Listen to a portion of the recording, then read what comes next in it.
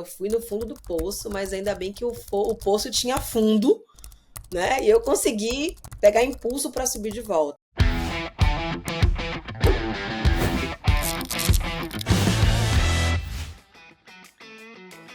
Fala pessoal, tudo bem? Meu nome é Júlio Paulino, eu sou cofundador do Agendor e hoje, no Fora do Forecast, a gente vai falar de um tema muito importante que é como montar uma área de desenvolvimento comercial para vendas estratégicas. E a gente está com uma referência no assunto que já tem praticamente 20 anos de experiência, acho que nessa área, né, Carol? Bem-vinda, Carol Manciola, obrigado aí pela presença. Ele já começou o podcast me entregando, né? 20 anos de experiência na área comercial, mas são 37 anos de experiência com vendas, tá? Olha só. A gente está aqui, então. Carol, eu queria que você se apresentasse, então, um pouco mais para quem está nos ouvindo. Então, vamos lá. Eu sou a Carol Manciola, sou autora do best-seller Bora Bater Meta. Também tem um outro livro chamado Coragem, mais alguns Cs da vida. Atuo como mentora, como palestrante, como consultora, há 20 anos na área de educação corporativa, com foco em treinamento de equipes comerciais. E, além disso, eu sou baiana e mãe de Leonardo, de 9 anos, e Úrsula, de 5 anos. Olha que belezinha. Nossa, e a gente vai falar um pouco mais sobre isso, mas eu acho que empreender e ser mãe, eu acho que deve ser uma das coisas mais difíceis que deve existir nessa vida, né? Porque empreender já é assim, é absurdo o esforço. Ainda ser mãe também, acho que só multiplica, né? Só isso.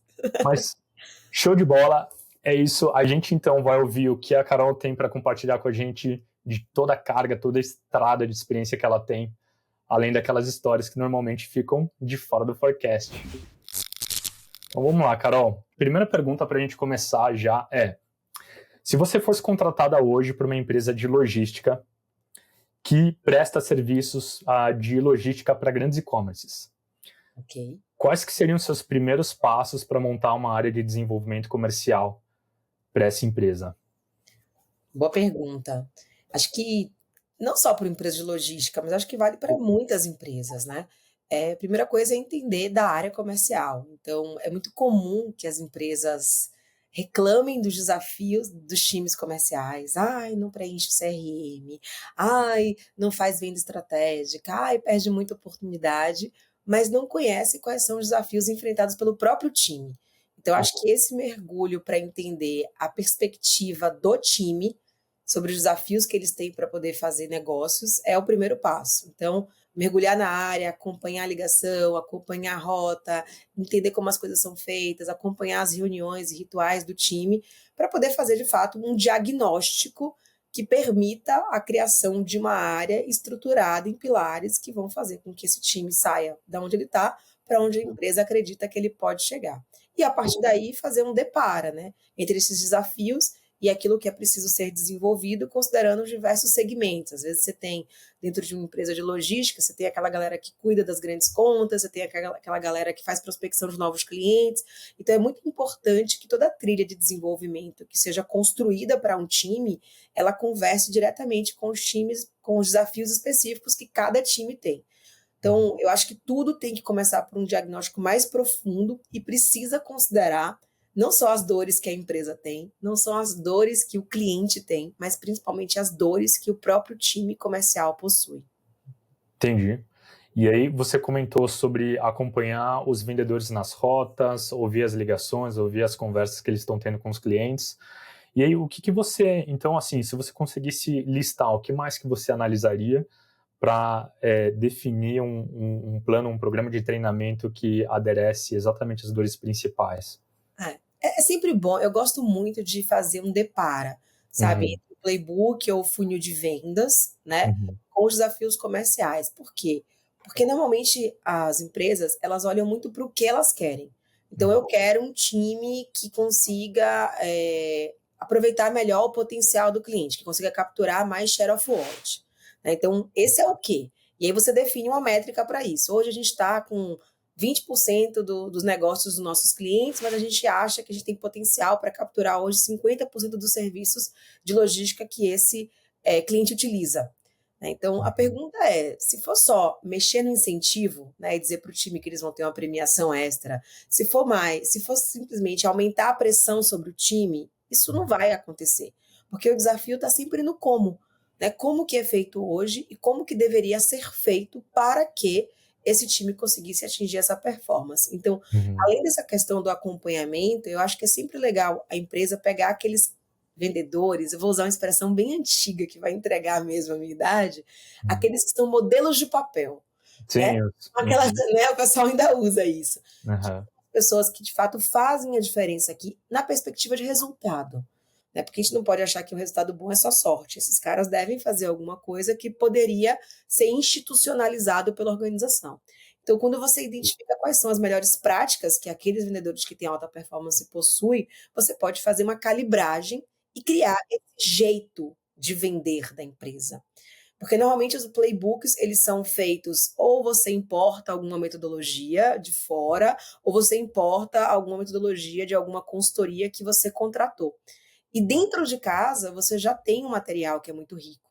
Então, é muito mais legítimo para o time, quando eles conseguem receber um processo de desenvolvimento que está lastreado em coisas que pessoas que trabalham naquela empresa já conseguem fazer de diferente, do que trazer um passo a passo que vem de fora. Então, às vezes, fazer um focus group, às vezes, de fato, mergulhar nessa questão do acompanhamento, fazer entrevistas qualitativas, tanto com o time comercial quanto com o cliente, tudo isso para que você possa obter insumos daquilo que já existe dentro da organização e que pode ser melhor aproveitado por ela. E quando a gente fala da criação de uma área, sabe, Júlia, eu acho que um ponto muito importante é você definir quais são os objetivos dessa área. Se vai ser uma área de desenvolvimento comercial, se vai ser uma área de sales enablement, que são coisas, né, de certa forma diferentes, uma está muito mais ligada ao negócio do que a outra, e o que que essa área precisa ter de entregável? Como que ela vai conseguir mensurar os resultados das ações de capacitação, treinamento e desenvolvimento versus os resultados que são alcançados pelo time. Lembrando que nem tudo se resolve com treinamento. Um ponto importante quando a gente fala de criar uma área de desenvolvimento é não colocar todas as esperanças de que todos os problemas serão resolvidos por aquela área. Às vezes o problema está no incentivo, às vezes o problema está na cultura, às vezes o problema está no processo, às vezes o problema está em outras áreas, né, que estão impedindo o time de conseguir atingir os resultados esperados.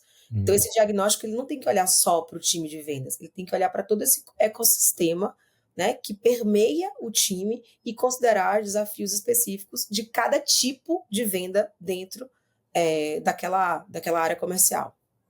Você tocou num ponto bem interessante que a gente tenta praticar aqui no Agendor, que é pegar o expertise de um dos vendedores que, por exemplo, eu identifiquei que um vendedor ele está com uma taxa de conversão muito melhor do que a média de, por exemplo, ele apresentou o Agendor para um cliente e conseguiu avançar, né, essa negociação, essa apresentação para uma negociação. E aí entender como que ele está tocando, né, essa apresentação, entender quais são as boas práticas, o que ele está conversando com o cliente. E, lógico, eu acho que também isso é um teste, né, levantar hipóteses do que realmente pode estar drivando esse avanço e aí tentar criar um treinamento para institucionalizar essas boas práticas para o restante da equipe, né? Acho que isso daí que você falou é bem interessante mesmo, né? Fazer isso olhando para as diversas etapas do funil, porque o Uhum. bom vendedor, às vezes você tem uma pessoa que é muito boa em fechamento, mas você tem alguém que é muito boa em prospecção, às vezes você tem pessoas que fazem propostas belíssimas, né? Uhum. Então, assim, quando você faz, eu chamo, não é exatamente isso, mas eu resumo, né? É uma investigação apreciativa da sua área comercial. Ao invés de Uhum. só olhar para trás e ver o que está dando errado, tentar corrigir, é legal olhar para trás e também observar o que está dando certo e que você Uhum. precisa compartilhar, porque via de regra, times comerciais são muito estimulados pela competição, né? Então aquela pessoa nem sempre compartilha o como ela faz com os seus colegas. E eu acho que o grande desafio hoje é estimular a colaboração para que o melhor de um, né, se torne o melhor de todos. Então, fazer isso, olhando para diversas etapas do funil, para todo o processo, ajuda muito na definição de quais são as soluções educacionais que vão ao encontro das necessidades daquela equipe. Legal, legal, bem interessante. Agora eu queria avançar para uma próxima pergunta, que é o seguinte, o uso de inteligência artificial, né, que está muito em voga hoje em dia, E a gente fala, em todo lugar se fala de ChatGPT, de novos modelos que estão surgindo, novas ferramentas, né? Só que, ao meu ver, eu acho que a equipe comercial não está tão... isso não está tão presente ainda na equipe comercial porque as pessoas ainda não sabem muito bem como usar no seu dia a dia, né? E não sabem muito bem os benefícios, não sabem nem muito bem o que perguntar, né? Para uma ferramenta como o ChatGPT, para ter os benefícios que ela pode entregar. Então, como que uma área de desenvolvimento comercial poderia usar ou um ChatGPT ou alguma ferramenta de inteligência artificial para enriquecer ainda mais os treinamentos de vendas? Eu tenho várias crenças, sabe, acerca desse processo de desenvolvimento de times comerciais. Quando a gente fala em inteligência comercial, inteligência artificial, eu super concordo com você, que eu acho que os vendedores, eles até têm medo de tudo que está por vir. É como se fosse assim: "Ah, daqui a pouco vão me substituir, já estão diminuindo o time de campo, já estão colocando mais gente de vendas internas, né, daqui a pouco para isso pular para um chatbot", né, e sim, é uma tendência, tudo que for transacional vai migrar para o digital. Então o desafio hoje dos profissionais da área comercial é se diferenciar daquilo que a tecnologia já consegue fazer melhor do que um humano, né, então esse é um primeiro recorte. Quando a gente vai para a questão do treinamento, eu também acho que tem uma questão muito de base, porque eu ainda observo treinamentos que são muito românticos ou muito técnicos e pouco práticos, né? Vou dar um exemplo concreto disso. Quero treinar meu time. Eu recebi um briefing esses dias de um cliente. O cliente veio com uma ementa de um treinamento, uma ementa, né? E aí ele veio lá com vários conceitos e perguntas que precisavam ser respondidas para criar um treinamento. E eu falei para ele, eu falei: "Amigo, se eu for para essa sala de aula e ficar lá apresentando a técnica de negociação de Harvard para esse time que você acabou de falar para mim, que é um time super técnico, né, e que é super sênior, eu pode ser até que seja legal, mas isso não vai resolver o problema dele".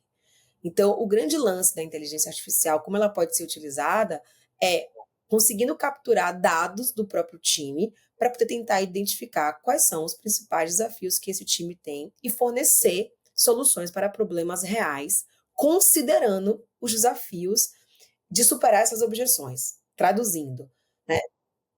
O time de vendas existe porque os problemas existem. Né? Falando de logística, a gente às vezes não tem uma OTIF muito boa, às vezes a gente tem problemas de ruptura, né, dentro de determinada produção. Às vezes o cliente faz um pedido errado, às vezes o vendedor que vendeu, enfim, tem um monte de questões aí que precisam ser consideradas. Então, na hora que eu vou para uma sala de aula, na hora que eu vou desenvolver um conteúdo de treinamento, eu tenho que entregar algum tipo de resposta, né, que é conhecimento, mas eu também tenho que desenvolver algum tipo de habilidade.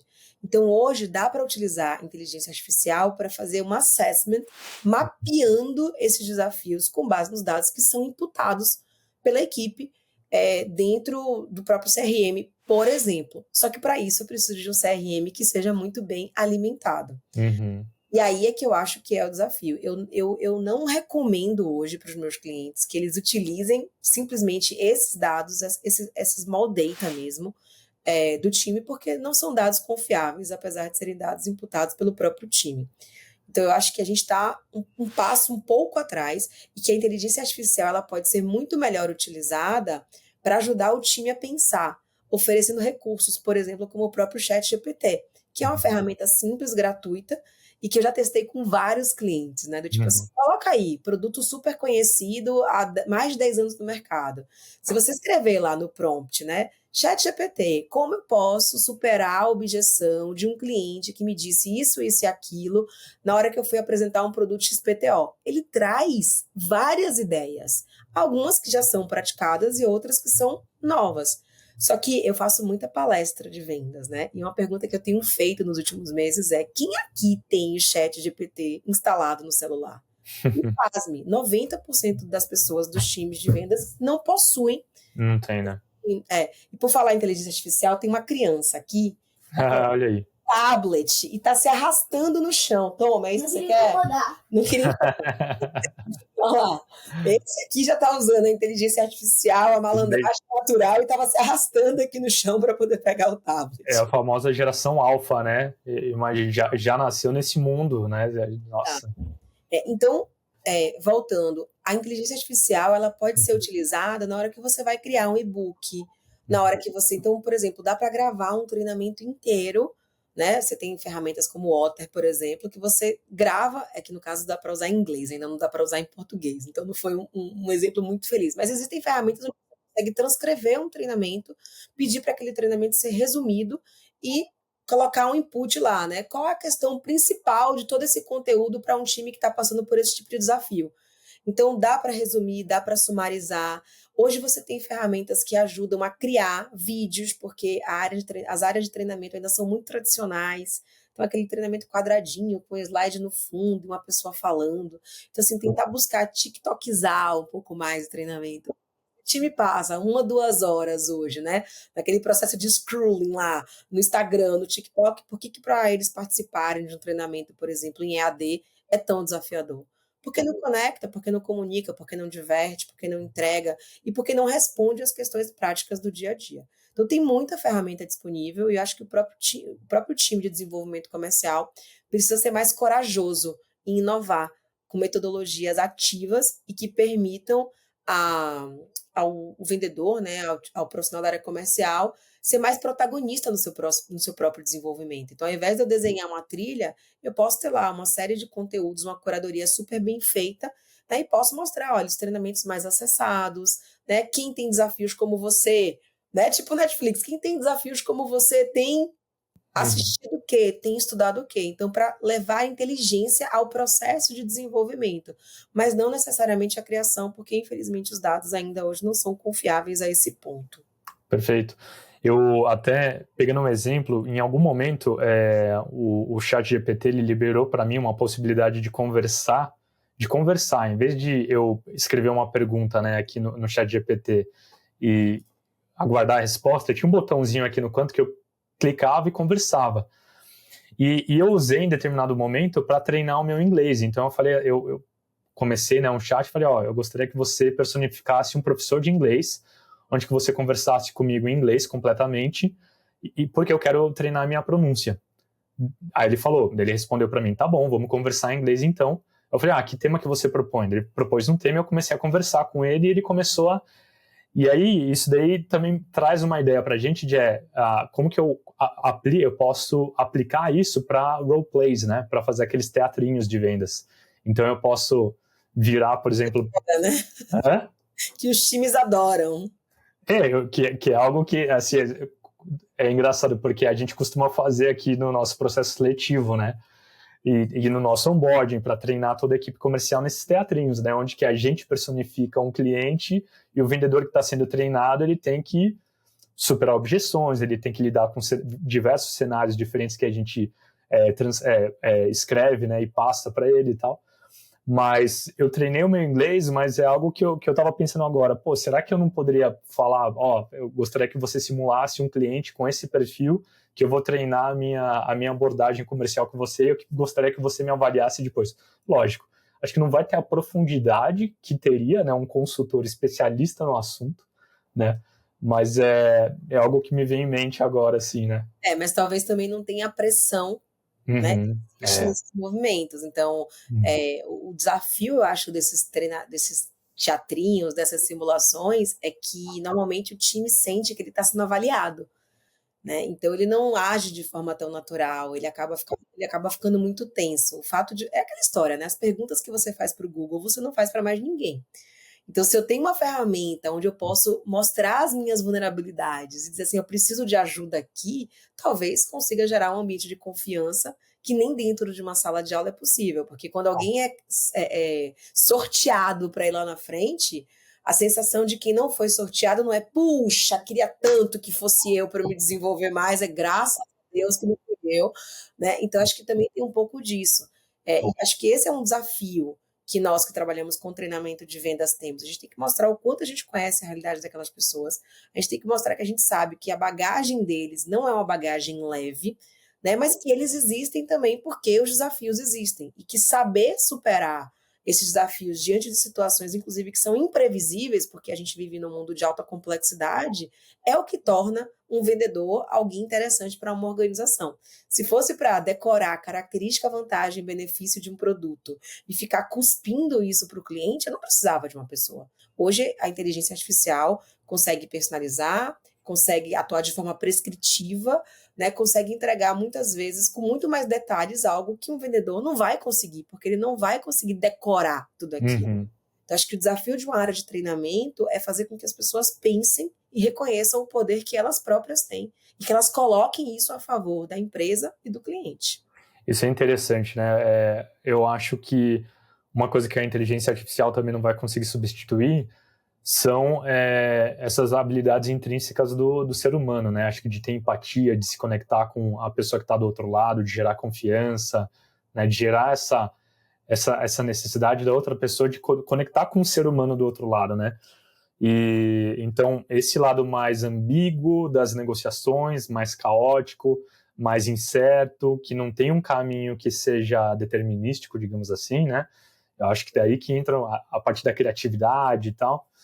Eu acho que é aí que entram os seres humanos, né? Então acho que esses treinamentos que fortaleçam cada vez mais esse lado do ser humano, né? Das pessoas, eu acho que vão cada vez ter mais importância, porque o trabalho que é mais repetido, digamos assim, ele Vai ser ele automatizado.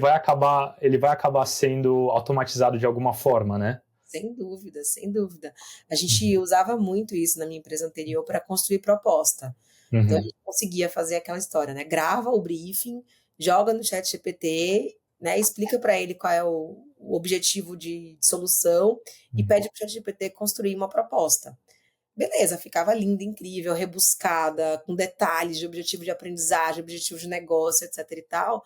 Só que aquele toque final que considera, sabe, questões muito da pessoa que vai ler. Então eu sei que aquela pessoa é mais ou menos gosta de mais imagens. Então, numa venda não dá tempo de capturar esse nível de small data. Você consegue capturar os grandes inputs da empresa, porque ele pode, né, traquear com tudo, o perfil da pessoa no LinkedIn, enfim, dá para fazer uma série de coisas. Mas esse o algo a mais, que é inclusive o maior desafio que a gente tem com os próprios vendedores. Porque o que me surpreende ainda, Júlio, é que muito vendedor se comporta como uma máquina. Perde oportunidades de fazer perguntas sobre o futuro, de ir além daquilo que o cliente está falando. E as tecnologias elas ainda são muito reativas. Eu preciso fazer uma pergunta para receber uma resposta. E o vendedor precisa entender que tem perguntas que não estão no script, mas que na hora que você está ali batendo um papo, como a gente, né? A gente está aqui, a gente elaborou um roteirinho, mas vai surgindo uma coisa, vai surgindo outra. E essa sensibilidade de perceber o que está tocando, o que está fazendo sentido, isso tem muito ainda do ser humano. É. A gente vê que muita venda digital, ela ainda é finalizada no pessoal, porque as pessoas, elas desconfiam das marcas, mas elas confiam nas pessoas. Então, criar esse ambiente de confiança é um desafio. E o treinamento de vendas, e qualquer treinamento, tá? Ele hoje está muito mais alicerçado, muito menos alicerçado no saber fazer e muito mais alicerçado no querer fazer. Eu preciso que as pessoas queiram se aprofundar, que elas queiram fazer de forma diferente. E é aí que mora o desafio. Passar Uhum. informação, transferir conhecimento, gente, compra um livro, manda ouvir um podcast, né? A coisa do treinamento, quando ele é pessoal, ele tem muito mais a ver com conexão do que com informação. E aí, pegando um gancho no que você acabou de falar, quando que os treinamentos eles costumam falhar? O que você viu e costuma ver de empresas que ou contratam um treinamento ou tentam estabelecer uma área de desenvolvimento comercial, só que o treinamento não entrega aquele objetivo final. Ele não muda comportamentos, ele não faz com que pessoas cumpram processos ou então abordem o cliente de certa maneira ou então negociem de certa... Quais que são os maiores desafios com essa área? Eu vou fazer um momento jabá, posso? Tá bom, pode fazer. Aqui no Bora Bater Meta, eu me dediquei muito nesse livro a desmistificar algumas coisas sobre vendas e ressignificar algumas crenças que vêm, sabe, lá da época da Revolução Industrial, quando as primeiras equipes comerciais foram criadas, e que hoje ainda persistem. Então, exemplo, né? Por que a gente pede vendedor com sangue no olho? Gente, sangue no olho embaça a vista. Eu preciso de brilho no olho. Né? Por Brilho que no olho. a gente fala de argumento matador? Para matar quem, pelo amor de Deus, sabe? Então podem parecer detalhes, mas que fazem muita diferença. Então, às vezes, você quer um time mais empático e faz uma convenção de vendas com o tema da guerra. né? É batalha, é tiro, é bora, sabe? Enfim. Uhum. Então, eu acho que existem 3 coisas, eu coloco aqui no livro, né, que eu falo muito sobre quando é que dá errado, né. Então, o Uhum. primeiro ponto é quando o treinamento não leva em conta os desafios que aquela Uhum. pessoa tem no dia a dia. Então, é como se fosse uma linha reta, gente, é só seguir esses 7 passos aqui. Pô, mas tem um passo que vai e volta 30 vezes. Tem o cliente que não atende, tem o cliente que some, né. Às vezes eu vendo o produto e exatamente o produto que eu vendi tá faltando. Então, assim, eu preciso, dentro da solução educacional, considerar desafios reais. E para isso eu preciso conhecer esses desafios reais. Outro ponto, né? Os problemas que o treinamento está tentando resolver não são problemas que o vendedor acredita que ele tenha. Então, exemplo clássico, né? Que eu mais recebo demanda. O time é indisciplinado. Só que o time não consegue reconhecer a disciplina como um diferencial. Ele acha que o problema está no cliente. Tanto que eu falo, vamos treinar o cliente, né, gente? Porque o problema é sempre o cliente. A gente devia. Treinar o cliente é ótimo. Eu tenho que levantar junto ao time. Essa coisa de fazer levantamento de necessidade de treinamento para o ano inteiro, cara, os problemas mudam, as demandas mudam. Então, o treinamento ele tem que ser vivo. Não adianta desenhar uma trilha que vai acontecer de janeiro a dezembro se os problemas também são sazonais. Então, eu sempre tenho que trazer para a sala de aula, para o momento síncrono ou assíncrono, algum problema que esteja afligindo aquele time naquele momento. E o terceiro pilar é a própria construção da técnica de vendas, né? Porque tem muita técnica, complex sales, challenger sales, spin selling, tem técnica pra caramba rolando aí. Mas como que você customiza essa técnica ao modus operandi daquele time? Então, dentro do livro eu me dediquei a trabalhar os passos da venda, porque eles são os mesmos em qualquer lugar do mundo. Para vender qualquer tipo de produto, você vai ter que se preparar, você vai ter que se aproximar do cliente, você vai ter que sondar, você vai ter que apresentar. Tudo isso acontece, mas cada um chama de um jeito diferente. E eu forneço, né, para as pessoas um negocinho chamado, que hoje eu chamo de Seller Experience, né? Deixa eu ver se eu acho ele aqui, porque eu mudei de página, que é isso aqui, ó. Não sei se vai dar para a galera ver, mas depois a gente pode mandar o link pro pessoal, que é um canvas onde não tem essa história de botar o cliente no centro, coloca o vendedor no centro. Uhum. Veja como é que ele está enxergando o cliente, veja como é que ele está enxergando o produto. Observe se ele tem clareza de qual que é o papel dele. Observe se ele sabe, se você sabe quais são as fontes de inspiração. Então não é só dinheiro que motiva, aquela conversa horrorosa, né, que ainda é muito comum hoje, que vendedor, ele é motivado com a cenourinha na frente, a cenourinha atrás. Gente, pelo amor de Deus, isso não cabe mais no contexto de hoje, ainda é muito falado. Mapear quais são os ofensores da empresa que atrapalham esse time de vender e, ao mesmo tempo, mapear quais são os propensores, quais são os recursos, né, que hoje estão sendo mal utilizados pelo time. Lembrando que tem 2 fatores críticos de sucesso no processo de desenvolvimento, que é vender sentido. Então, o time consegue enxergar o impacto que aquela solução vai ter na vida ou no negócio de um cliente, porque se ele não está conseguindo enxergar o sentido daquilo que ele vende, como que a sua solução se encaixa ao negócio do seu cliente, ele não vai conseguir fazer uma venda bem feita. Ele vai estar focado no produto e em bater a meta dele. Quando a lógica é, para você bater sua meta, você tem que ajudar o seu cliente a bater a meta dele. E depois é que você vai para o como, que é o passo a passo. Então, hoje o pessoal começa tudo ao contrário, quer ficar dando técnica, só que as pessoas não estão enxergando sentido. As pessoas estão achando que os problemas reais não estão sendo considerados. Então, tem vários fatores hoje que atrapalham a construção de trilhas, programas de treinamento que sejam realmente efetivos. E aí você vê as empresas todo ano dando o mesmo treinamento com uma outra cara, como se fosse só a repetição que levasse à aprendizagem. Eu acho que repetição, sim, é importante para o processo de aprendizado, sem dúvida, mas a sensibilização, a comoção, fazer com que as pessoas se movam conjuntamente pelo fato de elas terem se conectado com aquele objetivo, é muito mais efetivo e muito mais sustentável do que ficar todo ano batendo na mesma tecla, e é o que a gente vê acontecer com bastante frequência. Carol, sensacional. A gente acho que deu para dar um overview assim da área de desenvolvimento comercial. Acho que agora o que a gente vai querer saber é um pouco de você, das suas histórias, do que está fora do forecast. Então vamos lá. Tá dentro do forecast, porque eu nunca vi forecast 100% confiável, mas vamos nessa. Então Então vamos lá, eu queria, mudando completamente de assunto, assim, eu queria saber qual que foi a sua vivência, a sua relação com dinheiro, com ganhar dinheiro. Adoro. Quais foram suas primeiras experiências, assim, com ganhar dinheiro? Eu brinquei que eu tenho 47 anos de experiência com vendas, porque a minha primeira experiência com vendas e dinheiro foi aos 6 anos. Eu não lembro exatamente o que eu queria, mas meu pai falou não, né, e eu sempre fui muito determinada, e eu falei: "Tá bom, então eu vou ganhar meu próprio dinheiro". E os meus 2 aqui são nesse nível, tá.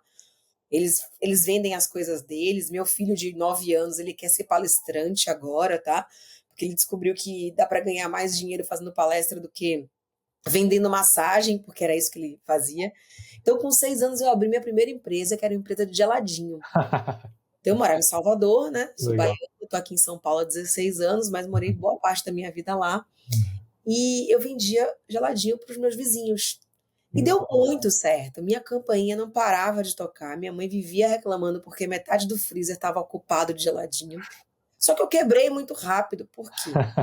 Porque todos os meus amigos tiveram a ideia de vender geladinho também. Ah, olha só. Eles viraram os meus concorrentes. Eu escolhi um mercado de baixa barreira de entrada, sabe? E quebrei. E depois dessa experiência de ganhar o meu próprio dinheiro, virou uma brincadeira. Então, Aham. minha infância inteira foi. Eu não trocava papel de carta, eu vendia papel de carta. Como eu era boa aluna, eu dava aula de reforço escolar para os meus colegas. Ah, vem estudar comigo. Vem estudar comigo, não. Se quiser, minha hora é tanto, né? Olha só, essa ideia é nova. Né, teve uma época que eu estava cobrando para o pessoal De- tirar xerox do meu caderno, né? Nossa! Ou seja, sempre fazer dinheiro sempre tá na sua veia, assim, no seu. Teve na minha veia. Então, eu sempre tive um pai muito empreendedor, Uhum. estimulou, porque na minha época presente era no aniversário, no Natal e no Dia da Criança. Então, tudo que eu queria extra, ele falava: "Se vira". Então, às vezes, eu ia para a clínica, que ele era médico, tinha uma clínica, eu ia lá para ajudar na recepção, eu ia lá para colocar as fichas dos clientes em ordem alfabética, né. Então, para mim, vender sempre foi uma maneira de ter acesso a alguma coisa que eu queria muito, né. Então, foi na adolescência, na infância, na adolescência, e as minhas primeiras experiências profissionais também foram na área de vendas. Isso que eu ia te perguntar. Quando que você viu que vender ia ser algo para a vida? Olha, quando eu vi que vender ia ser algo para a vida, eu quis pular fora. Eu falei: "Não, não, não, não, quero ser vendedora pelo resto da minha vida". Mas eu trabalhei em loja em farmácia de manipulação, eu Uhum, trabalhei em livraria, eu trabalhei em loja de roupa, né. uhum. Eu trabalhei com muita coisa de vendas, mas eu queria pular fora, porque eu falava: "Não", né, Por que que você queria pular fora? não, porque naquele período, para mim, vendedor é aquela pessoa que, tipo, não deu certo em nada, então vai trabalhar com vendas porque sempre tem oportunidade. E aí, quando eu fiz faculdade de administração, eu me apaixonei pelo marketing. E eu pensei: "Não, marketing está muito perto de vendas, vou para outra área". E aí eu fui para a área de recursos humanos, porque eu falei: "Vou ser consultora e vou trabalhar com educação corporativa". E aí o primeiro grande projeto que eu peguei, essa minha experiência de treinamento, foi para treinar a equipe de vendas.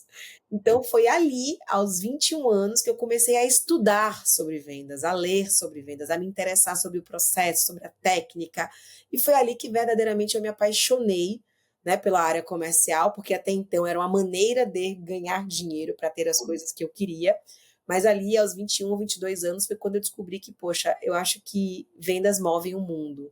Nada acontece até que uma venda seja feita. E essa área, ela está sendo pouco olhada pelas organizações. Então, há 20 anos atrás, as equipes comerciais não tinham esse glamour que elas têm hoje, né? Ela era tipo assim, ah, não deu certo em nada, vai para a área de vendas, ou porta de entrada da empresa é a área de vendas. Hoje a gente vê, né, o quanto tem muito método, enquanto tem muito processo, quanto tem muita técnica. Mas há 20 anos atrás não era assim que funcionava. Então a minha história começou em vendas, eu quis pular fora, recebi esse chamado, né? E hoje é meu grande tesão, assim, eu adoro fazer treinamento de várias coisas, mas quando eu estou com um time de vendas, aí é que eu me sinto em casa, eu me sinto entre os meus e a coisa flui. Que legal. Carol, a gente falou no começo do papo aqui sobre você ser empreendedor e ser mãe, né? Eu acho que, nossa, é um trabalho astronômico, né? Acho que fazer as duas coisas juntas. E queria saber o que que você tem de boa prática, quais são suas rotinas, rituais ou boas práticas para, de alguma forma, tentar equilibrar essa vida profissional e a vida pessoal, né? Boa. Esse é um ponto que eu sempre trago quando eu converso, inclusive, com outras mulheres, né? Acho que primeiro é que rotina liberta. Rotina para mim é vida, então minha vida ela é métrica. Então todo dia eu acordo às 5h30, 6h10 as crianças estão na perua, eu vou fazer a minha academia, e depois eu tenho um me time ali, que é a hora que eu vou me organizar, me arrumar, ler alguma coisa, colocar a agenda em dia. Eu travo minha agenda na hora do almoço para almoçar, nem sempre com colegas de trabalho, mas também com amigos. Então assim, eu tento criar uma rotina que me permita encaixar as diversas coisas que eu quero ao longo do dia. Mas eu também trabalho com um conceito que eu chamo de desequilíbrio intencional. O que é o desequilíbrio intencional? Assim, são muitos pratinhos, sabe, Júlia? Então, assim, a festinha de 9 anos de uma, a aula de balé da outra, e agora eu ganhei um terceiro filho, né? Porque o filho mais velho do meu marido veio morar com a gente, tem 8 meses. Então, agora eu tenho um de 14, um de 9 e um de 5 que tem necessidades muito diferentes. Então, essa abordagem do desequilíbrio intencional, ela está mais relacionada a escolher o que é que vai ficar de fora intencionalmente. Então, ao invés de eu tentar equilibrar todos os pratinhos, eu sei que algum pratinho vai cair. Então, ao invés deles caírem aleatoriamente, eu falo: olha, essa semana o pratinho da família vai para o espaço, porque eu estou indo para South By, e eu vou ficar lá em Austin. Vou esquecer que tenho um filho, vou esquecer que tenho uma filha, porque senão ele me mata. Mas eu vou esquecer que tenho, né? E assim, tá com vocês, não fiquem me ligando. Se alguém bater a cabeça na escola, liga pro pai e tá tudo certo. Aí, quando eu volto da South By, eu vou precisar dar uma focada no trabalho. Então, o pratinho das crianças do marido ainda vai estar caído. Por quê? Porque o trabalho vai precisar de uma atenção, porque eu vou precisar recuperar toda a grana que eu vou gastar lá nos Estados Unidos, né? Mas aí a última semana do mês está fechada. Eu vou viajar com meu marido que vai estar de férias. O pratinho das crianças ainda está caído. Observe que são 3 semanas de pratinho de crianças caído. Mas eu já combinei com uma viagem para Disney com o Léo, só nós dois. Combinei uma viagem para Paris com a Úrsula, só nós duas. Então, essa abordagem, ela me permite decidir o que fica de fora para eu focar naquilo que naquele momento é importante. Agora, é claro que ficar de fora não significa abandonar completamente, mas significa colocar intencionalmente o meu foco e avisar as pessoas, né, que ó, nessa semana, galera, eu tô aqui. Tentem evitar. Agora é uma emergência, uma necessidade, é claro, né, que eu vou estar ali. Então é uma gestão de rotina muito alicerçada nas coisas que são prioridade naquele momento e combinando com quem vai ficar de fora, né, como é que essa compensação vai vir num outro momento em que eu vou poder me dedicar a ele.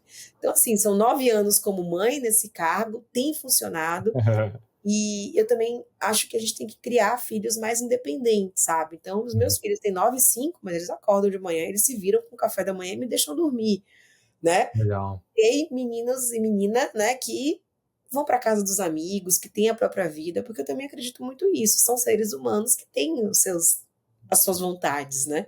Então, a gente tenta aqui em casa tratar a criança não como bobo, né? Pra tentar ampliar a consciência dos meninos aqui. Pequeno adultinho.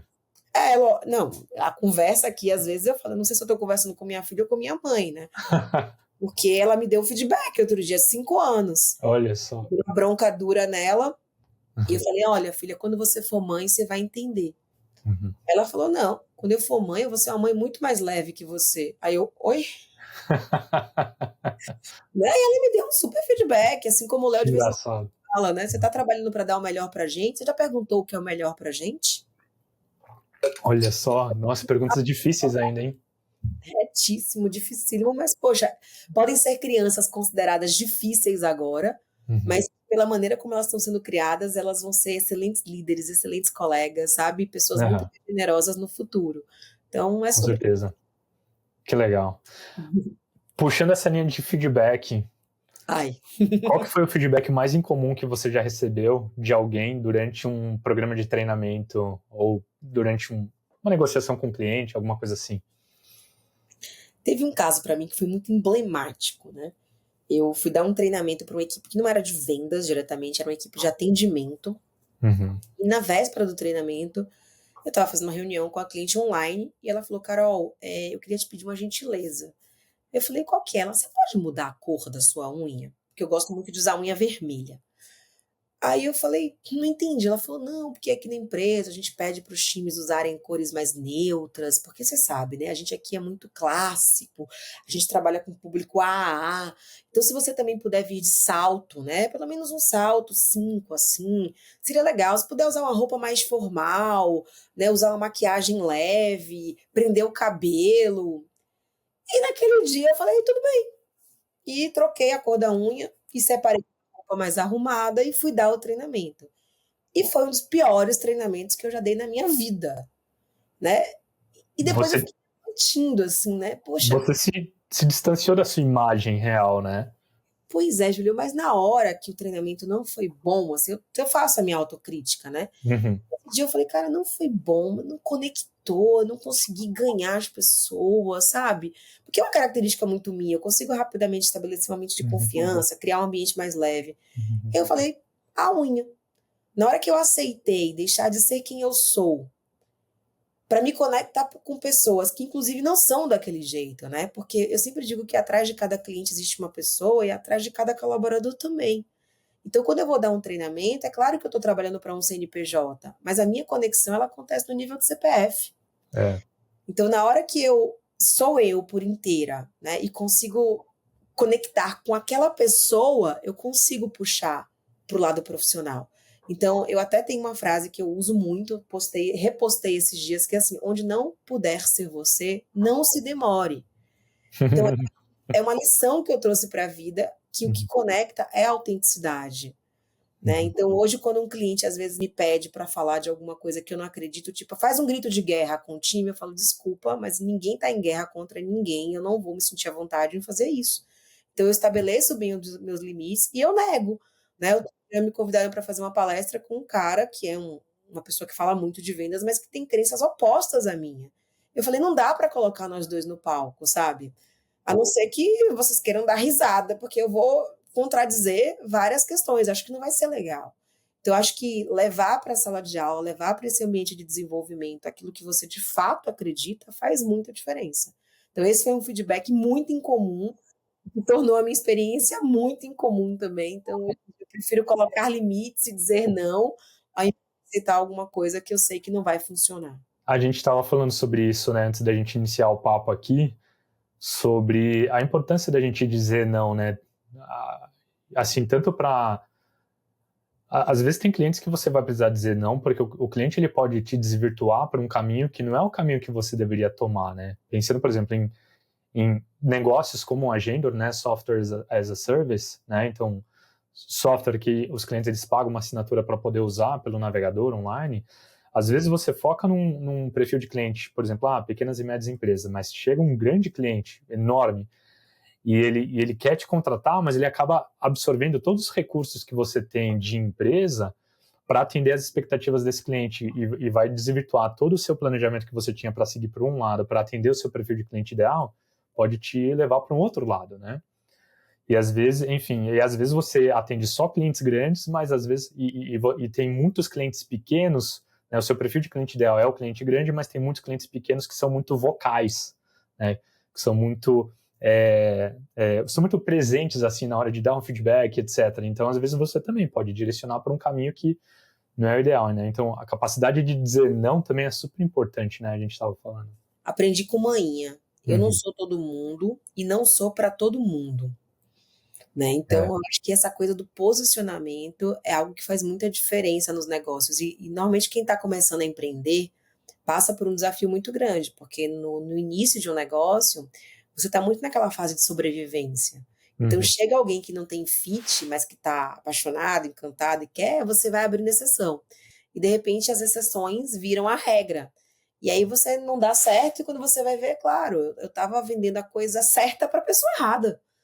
Então, é muito desafiador, mas eu faço muita mentoria, principalmente para pessoas que estão começando um novo negócio, e eu sempre trago essa questão, assim, de olha, no começo você vai ter que ter um caixa, um fôlego, ou lidar com a sua ansiedade para poder se manter, né, naquilo que você acredita que vai fazer diferença. E isso é diferente de ser teimoso, né? Eu acho que também tem isso, as pessoas confundem. Até qual é o limite? Então, assim, o limite é você precisa testar uma abordagem. Depois que você testou, ok, mas você está começando a fazer uma coisa e abre uma exceção aqui, abre uma exceção ali, quando você vê, você se perdeu completamente, né? E é difícil recuperar, porque reputação é algo muito importante nos negócios hoje. E aí você acaba ficando muito absorvido pelo operacional e tentando entregar, né, ainda mais se você for um MEI, um profissional autônomo, tentando entregar aquilo que te contrataram para entregar, que às vezes está distante do seu plano macro estratégico, né, a sua visão de negócio macro, e você não consegue dar esse passo para o lado ou passo para trás para olhar e fazer essa autorreflexão. Tá, eu estou seguindo na linha que eu gostaria de seguir, né? É produto ou serviço, né? Em que você pega aquele produto que estava todo desenhadinho para aquele cliente e começa a transformar aquilo numa solução Frankenstein. Aí fica um monte de puxadinho. Aí você nem consegue prover melhorias para aquele cliente que era o seu target e nem consegue entregar a solução ideal para aquele cliente que chegou e que tinha grana e que te deixou na dúvida do que fazer, né? É um desafio, mas eu costumo dizer que empreendedores só têm 2 sentimentos. Eu não, né? Eu esqueci o nome do autor, mas é aquele livro O Lado Ruim das Coisas Difíceis, o lado difícil das coisas difíceis, né? Ah, sim, é do Ben Horowitz. Ben Horowitz, exatamente, que é euforia e desespero. Ou você tá... Esse livro aqui, ó. Eu também tenho ele aqui, né? Ou você tá sentindo euforia, ou você tá sentindo desespero, né? Esse The Hard Thing About the Hard Thing. Esse livro é sensacional, é um dos melhores livros também que eu já li. Do empreendedor, né? Falando sobre empreendedorismo, mas não necessariamente só em empreendedorismo, pode ser durante sua carreira dentro de empresas, qual que foi o período mais estressante que você já passou profissionalmente? Ah, sem dúvida, ano passado. Eu brinco que ano passado eu morri, mas esse ano eu não morro. Eu vendi minha empresa, né? O pessoal brinca que eu decolei o meu avião em segurança, né? Então, eu fundei uma empresa em 2017, vendi essa empresa no final de 2021 e passei por um processo de fusão. E para mim, eu acabei saindo dessa empresa antes do período de lock-up, né? Então, eu tinha que ficar até fevereiro desse ano e sair em julho do ano passado. E foi uma decisão muito difícil, mas até porque assim, você deixa a sua marca, você deixa essa metodologia, você deixa a sua equipe. E assim, eu brinco não, eu falo, né? Eu fui no fundo do poço, mas ainda bem que o poço tinha fundo, né? E eu consegui subir, pegar impulso para subir de volta, mas foi um processo muito desafiador. Eu tenho conversado com muita gente que vendeu empresa e agora eu tô vendo o lado difícil das coisas difíceis na prática, né? Porque tem coisa que não está escrita em lugar nenhum, só você vivendo para saber. Então, quando você vende a empresa, a due diligence, ela é muito bem feita por quem está comprando. E às vezes quem está vendendo fica muito mais no processo de mostrar o que tem do que de investigar para onde está indo, né?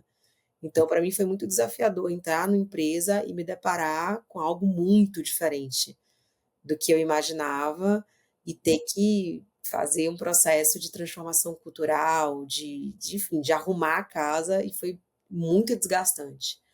Mas, enfim, fica o aprendizado para a vida. Tenho certeza que eu sou uma pessoa melhor, uma profissional muito mais capaz agora.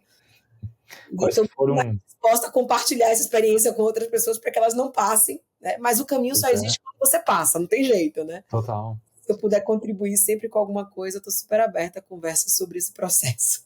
Como que você, assim, quais foram os aprendizados? Se puder compartilhar um pouco mais do que aconteceu de fato? Tinha que bater aí, hein? Tipo, como assim, né? Esse negócio. Eu acho que o mais desafiador é esse, sabe, Júlia? Essa due diligence tem que ser feita dos dois lados.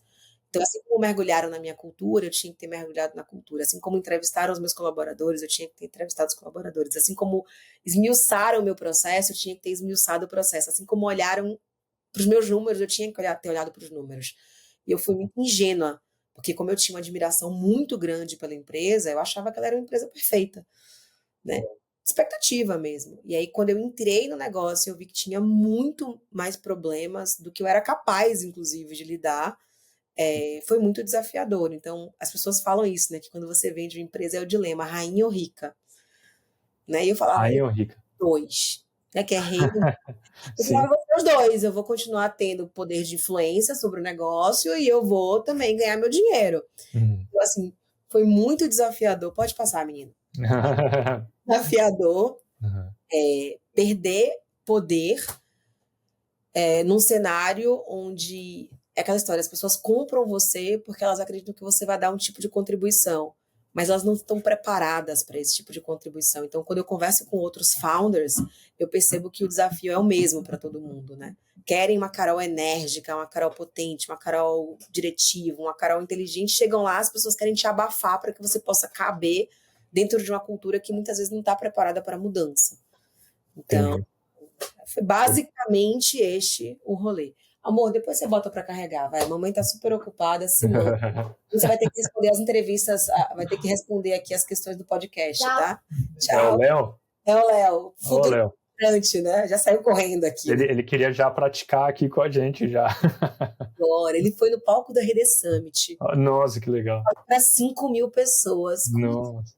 ele é de 5 anos, tá? Olha só que massa. Abriram o microfone, falaram, mãe, as pessoas queriam tirar fotos comigo depois. Eu falei, Que legal. E aí levei ele depois para fazer uma palestra comigo em Petrolina. Ele teve que pegar avião, ele teve que jantar com o cliente. Eu falei, não é só o palco, meu amor, deixa eu te mostrar como que é o bastidor, para saber assim você quer essa rotina.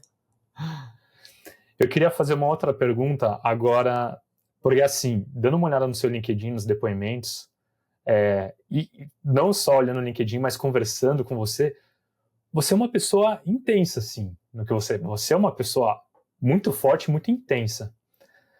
Mas eu queria saber se em algum momento essa sua intensidade, ela gerou uma reação adversa, digamos assim. Sempre gera. Sempre gera. E aí volta, né, aquela história de eu não sou para todo mundo. Eu tenho uma filosofia, essa é boa para um corte, tá? Já fica a dica. Eu tenho uma filosofia que é a seguinte: ser você custa caro e você paga à vista, né? Você foi lá, se entregou por inteira e assim, você vai pagar ali no ato. Só que não ser você custa muito mais caro. Só que você não sente porque você paga em prestações ao longo da vida inteira. Então, eu acredito muito E com nisso, juros. né? E com E juros. com baita juros, né? Exatamente, são prestações daquelas que você às vezes fica só pagando juros para depois começar a pagar a prestação, sabe? Então eu vejo muita gente se perdendo no caminho, tentando se diminuir para caber. Então, poxa, eu sou intensa, eu sou alegre, eu sou positiva, eu sou assertiva, eu falo as coisas que eu acredito. E é claro que isso tem um preço. Em alguns momentos eu perco negócios, em algum momento eu perco amigos, né? Em algum momento eu não me encaixo em determinada situação. Mas para mim tá tudo bem, né? Então, acho que tem uma questão de não perder mesmo essa essência, porque, né, eu sempre falo dos 4 Cs, que é consciência, coerência, consistência e coragem. As suas metas, você tem que ter consciência do que você quer e do que você não quer, tem que ter clareza dos seus desafios, das suas oportunidades. Você tem que fazer escolhas que sejam coerentes aos seus objetivos. Você tem que agir com consistência, porque começar é uma coisa, mas continuar é outra história. E você tem que ter coragem para, nesse processo inteiro, não se perder de você mesma. E todas as vezes em que eu me diminuí para caber, todas as vezes que eu mudei a cor da minha unha, ou coloquei um salto alto porque alguém me pediu, não que eu não pinte a unha de nude ou não use um salto alto, mas fazer isso porque alguém está me exigindo, sabe? Isso muda a minha essência. Então eu prefiro não me demorar mesmo nesses lugares onde eu não caibo e buscar ou ampliar espaços para que eu possa caber e para que eu possa fazer caber mais gente também. Então, Baita, é baita, desafiador, mas faz muita diferença. baita reflexão, Carol.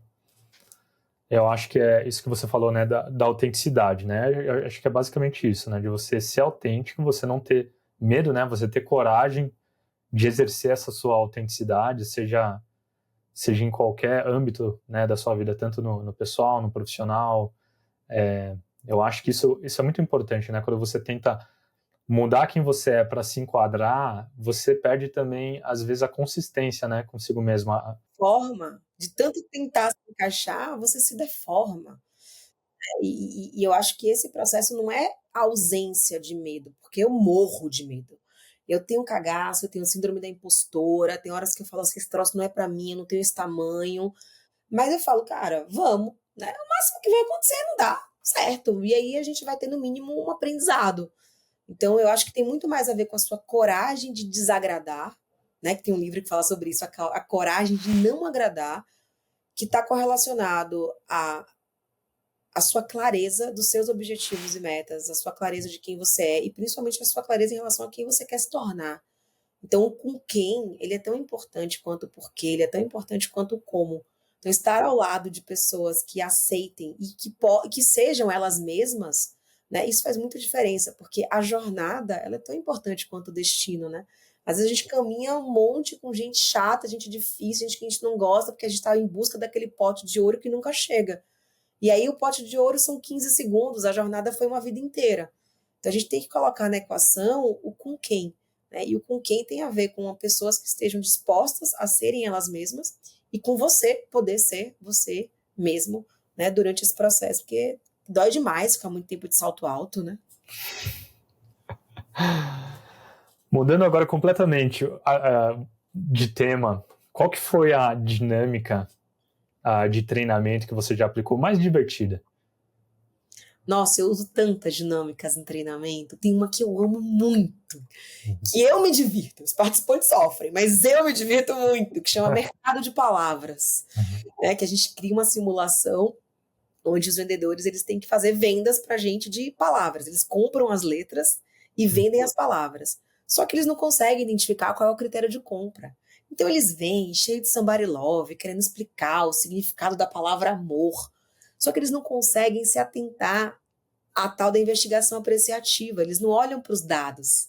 Então a gente obriga eles a preencherem, né, num papel que palavra ele vendeu, quantas letras tinham e por quanto ela foi comprada. Se eles em algum momento olhassem para esses papéis, eles iam identificar que tinha um padrão. Eu não vou contar qual é o segredo, porque vai que depois eu dou dinâmica, só que eles esquecem o padrão e ficam se alicerçando somente no relacionamento. E é uma dinâmica que a gente usa para dizer o seguinte: relacionamento é sim importante, mas não é tudo. Você tem que entender o padrão de comportamento do cliente, porque ele não vai chegar para você e dar o budget, o prazo, dizer quais são os concorrentes com os quais eles estão trabalhando. Você conquista essas informações através do relacionamento. O desafio é o que, é que você faz com elas. Então, eu me divirto muito, porque eu encarno aquele comprador durão e o pessoal tá lá se acabando para vender. Eu falo, mas não importa, não tô nem aí pro que essa palavra significa para você, sabe? Então, eu me divirto horrores com essa dinâmica e no final eles ficam muito impressionados assim com o debriefing dela, né?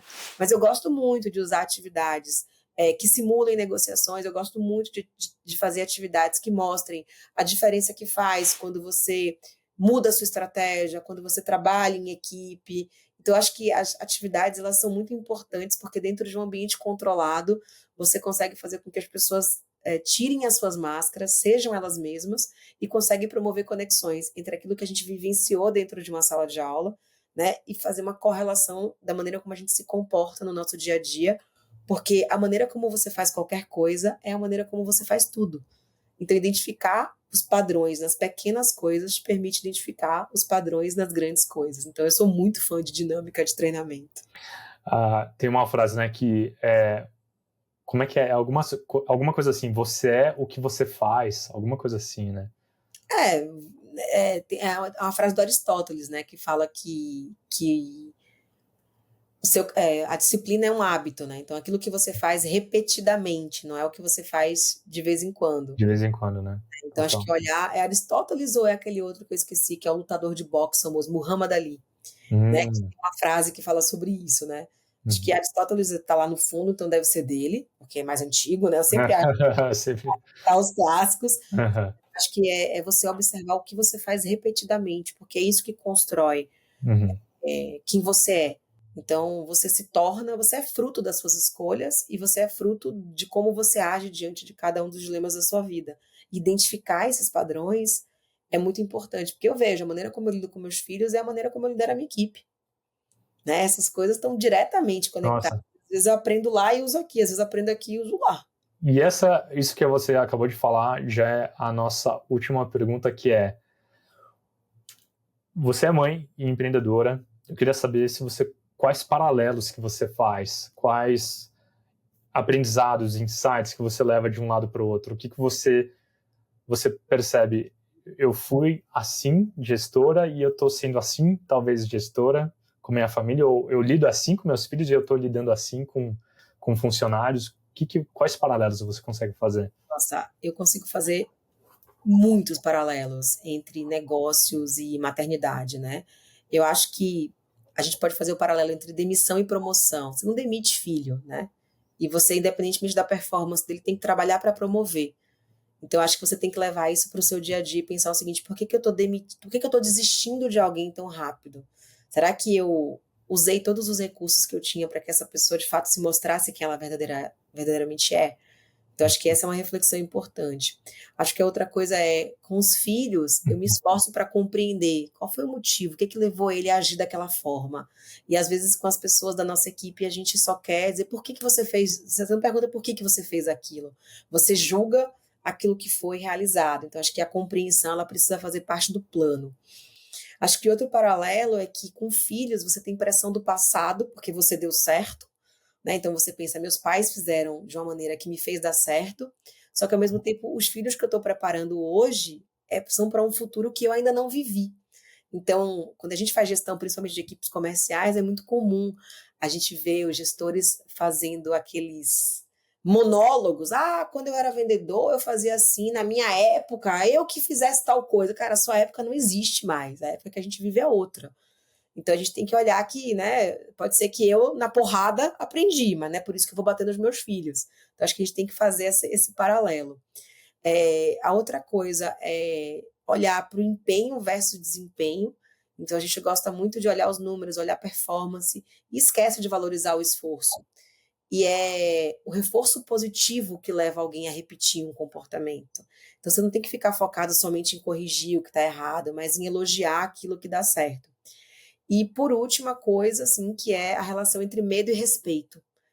Porque eu não quero que os meus filhos tenham medo de mim, assim como eu não quero que a minha equipe, né, tenha medo de mim. Eu quero que as pessoas me respeitem pela minha posição e que, inclusive, elas entendam que tem hora que tem coisas que não são negociáveis. Eu estou na posição de comando, a responsabilidade sobre aquele resultado é meu e, galera, agora não vai ter discussão, agora a gente vai fazer desse jeito. Depois eu vou me responsabilizar por isso e vou explicar para vocês por que eu tomei essa decisão. Mas agora não dá para discutir, agora é assim. Então, conquistar um ambiente de confiança, onde as pessoas saibam que aquilo que você está fazendo não é só porque você quer o seu bem, mas porque você quer o bem delas e o bem de todas as pessoas que são impactadas pelas atitudes daquele time, fazem muita diferença. Então, assim, dá para fazer N paralelos e eu sempre falo, eu me tornei uma pessoa muito melhor, muito mais competente, muito mais completa e muito mais potente depois que eu me tornei mãe. Porque eu que sempre fui muito tratorzão, né, comecei a perceber que faz muita diferença um colo, faz muita diferença ouvir, faz muita diferença amar as pessoas que trabalham com você. Então, hoje eu trago vários desses aprendizados da maternidade para o meu dia a dia, né, estabelecendo os limites, né, claros, afinal de contas, né, negócios, a gente tem que olhar para o business, mas eu acho que eu sou uma mãe mais dura do que as normais e sou uma líder mais empática do que as demais, assim, pelo fato de conseguir transferir esse aprendizado de um lado para o outro o tempo inteiro. Caramba, fechamos com chave de ouro, Carol. Queria te agradecer por, nossa, essa riqueza aí de conhecimento que você compartilhou. Tamo junto. E acho que é isso. Brigadão mesmo, pessoal que assistiu a gente aí. Até o próximo Fora do Forecast. Valeu, Carol. Tchau, gente. Bora bater meta de vendas e da vida. Tchau. É isso aí. Tchau.